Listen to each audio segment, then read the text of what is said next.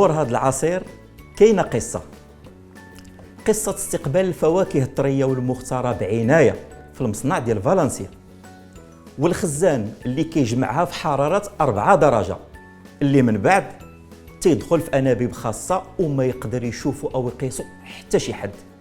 قصه الفلترات اللي كيدوز منها العصير اللي السمك ديالها قل من 1 ملم، يعني الراس ديال الابره.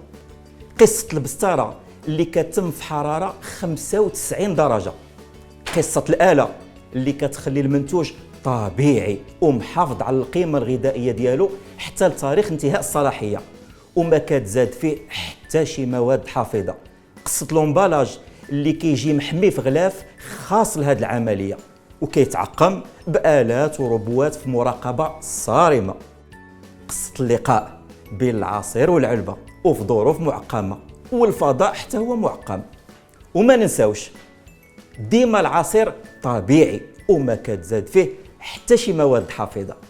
قصه العلبه اللي كتسد بتقنيه عاليه، اي كتولي فارغه من الهواء وكيبقى غير العصير، ومباشره العلبه ديالنا تيتكتب عليها التاريخ والساعه ورقم الحصه اللي هو الكود اللي فيه جميع المعلومات اللي تدوز منها العلبه.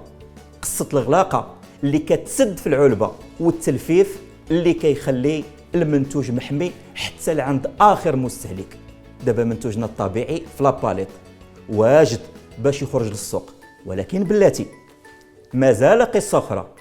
قصه المختبر اللي كيأشر 2 المرات لكل دفعه باش تخرج للسوق بسلامه وجوده عاليه.